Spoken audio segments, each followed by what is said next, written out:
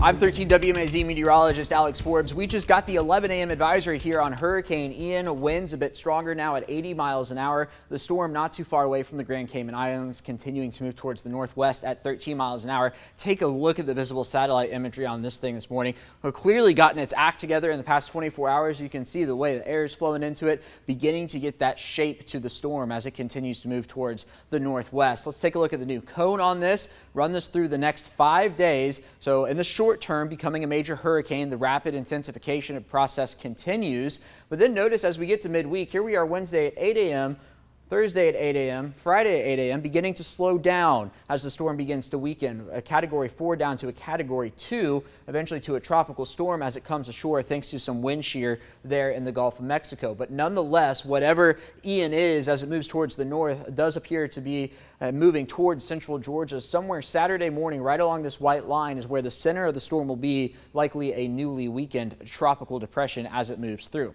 Hurricane warnings in effect for parts of western Cuba down towards the Grand Cayman Islands. Do have tropical storm warnings in effect to the east of the hurricane warning there in Cuba, as well as the Florida Keys. And take a look at Florida now. A lot of the southern part of the state and a tropical storm watch, even a hurricane watch in and around Sarasota and up towards Tampa Bay. Now the models in fairly good agreement, at least over the next few days, where this is going to go. Notice they begin to diverge a little bit by the time we get to that Wednesday, Thursday time frame. A handful still want to take them on the Florida peninsula there. Others keeping it out over the warm Gulf of Mexico. And that's what the European's doing, what the GFS is doing. So our two main global models. But nonetheless, notice how they cluster right here in central Georgia. That's why our confidence is just a bit higher that we're going to see impacts here. Now, where the storm tracks exactly is going to have ramifications on the types of impacts we see. If it tracks just a little bit to the west of central Georgia, of course, that puts us on the west side, or excuse me, on the east side, and that means we're going to feel it a bit more. We have a bit of a tropical tornado threat. Maybe the wind's just a bit stronger.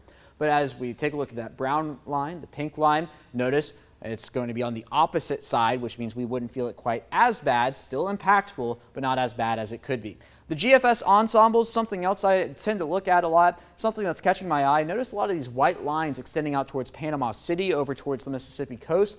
A lot of these different runs of the GFS is showing the storm either over central Georgia or to the west of central Georgia. That's going to be a trend I'm watching for in the next couple of days. All right, let's talk timing on this. This is the operational run of the GFS. This is what we show you a lot here on 13 WMAZ. Notice the rain beginning in our far southern counties early in the morning on Friday. Here we are Friday afternoon. The heaviest part of the storm still down towards the south, so an all-day Friday rain event, and that's not even the bulk of the storm. That's just the beginning of it. Play this forward into the overnight hours into Saturday, the center of the storm, somewhere over central Georgia, a weakening storm at that. Play this forward into Saturday afternoon. Rain beginning to taper off down towards the south, but still a steady rainfall in northern central Georgia, say in Macon over towards Milledgeville. Continue to lift towards the north, and we begin to dry out overnight Saturday into Sunday.